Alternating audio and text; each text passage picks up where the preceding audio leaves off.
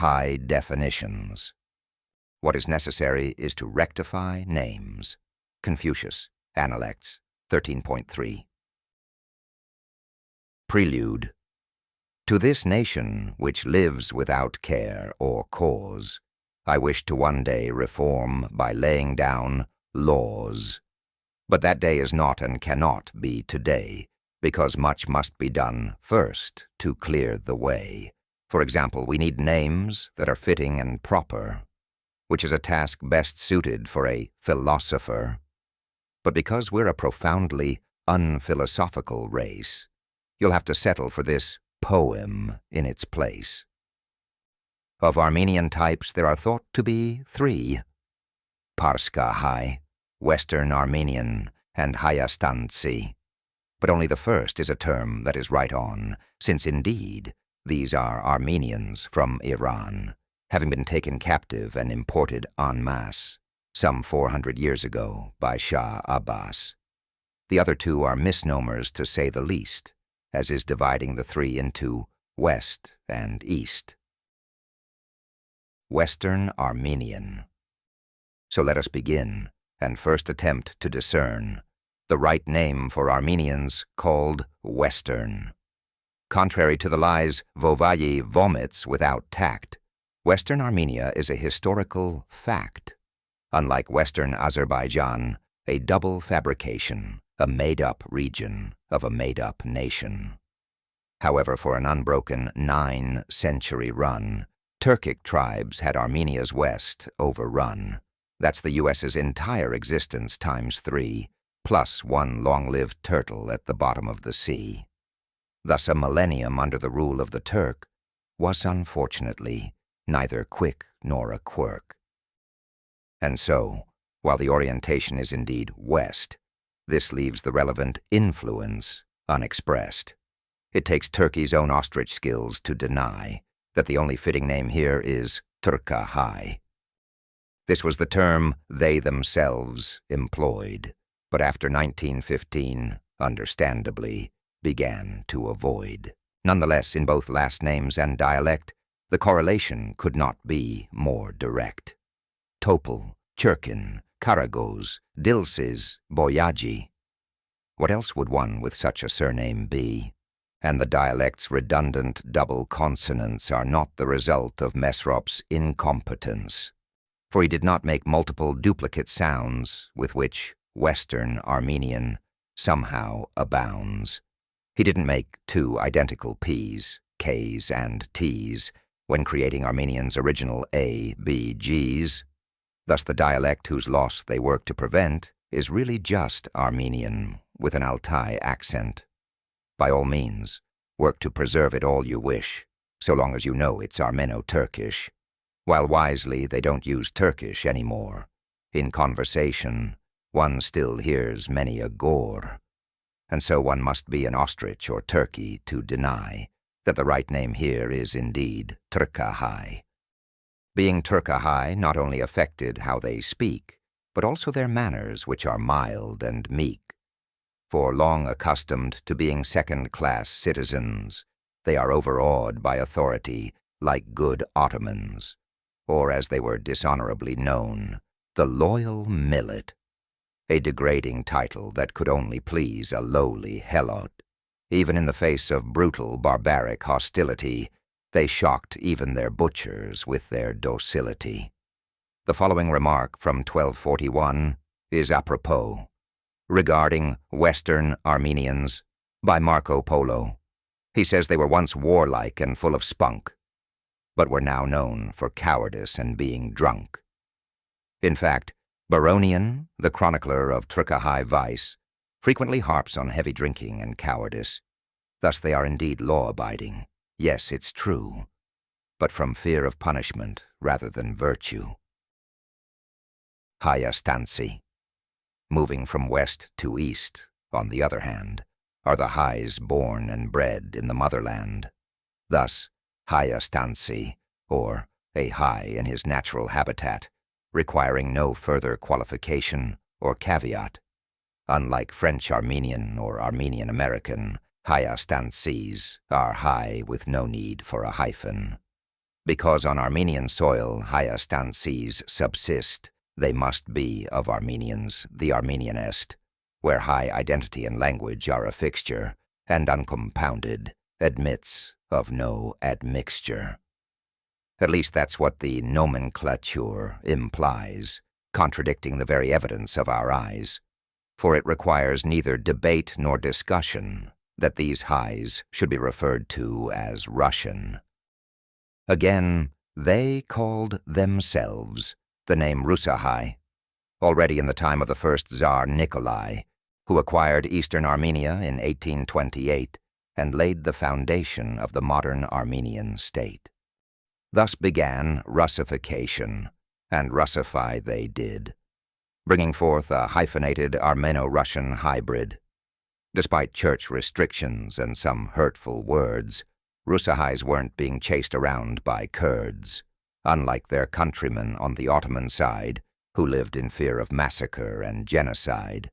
Thus growing prosperous, educated, and prolific, most Russahais grew ardently Russophilic, seeing them as saviors who were also Christian, and let's be honest, having also seen Russian women.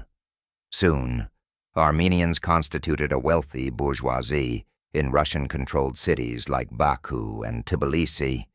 Indeed, some resisted intensifying Russification. But then again, have you seen Russian women? Russahais had already been Russified aplenty when Bolshevization commenced in 1920.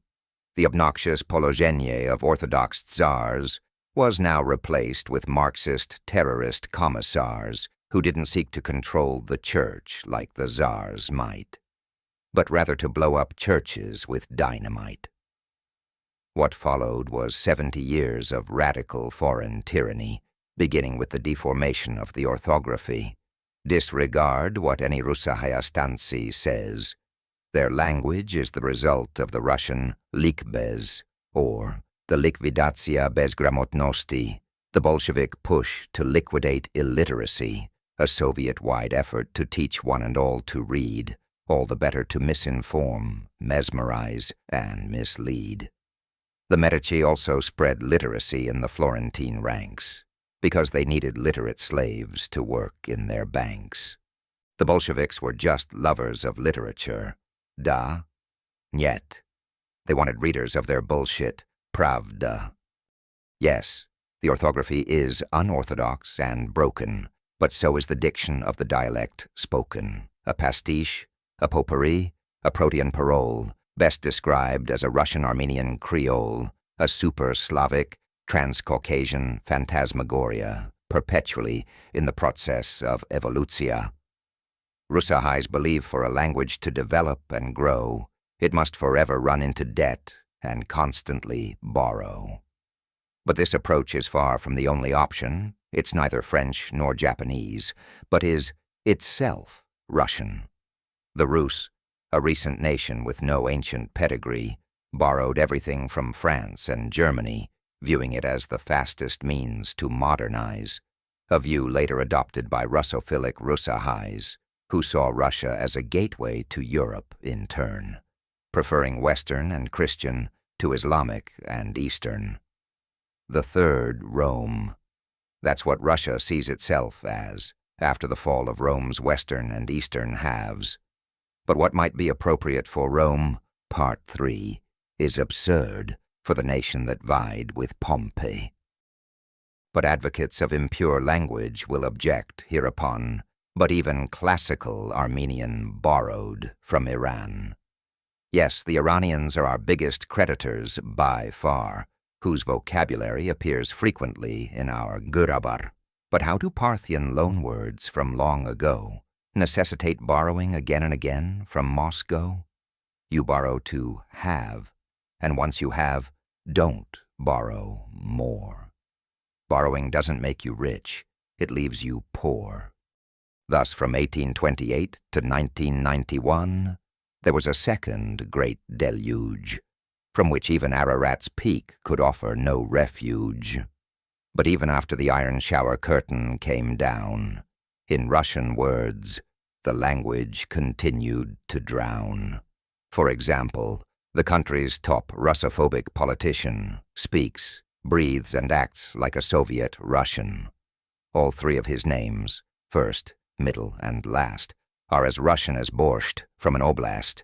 His slogan, Dukhov, is as Ruski as it gets, and his fans Slav squat while smoking cigarettes.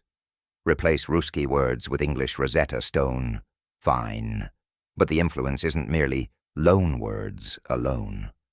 Washing Blinchicks down with an ice-cold Coke won't break the culture from its Russoviet yoke.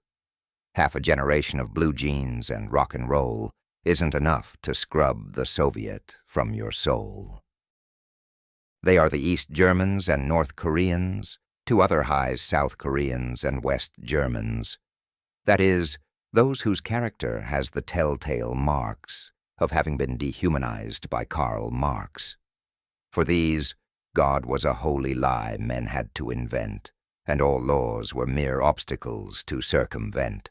For life in a civil polity, they are yet unequipped, having had their souls' inward wings completely clipped. They neither desire nor are at all fit to be free, but rather love and desperately crave a tyranny. Look, his criticisms of Hye Definitions are twice as long. He's clearly biased, and his criticisms, therefore, wrong. It's twice as long since of their nativity they love to brag, and are, in a very literal sense, bearers of the flag.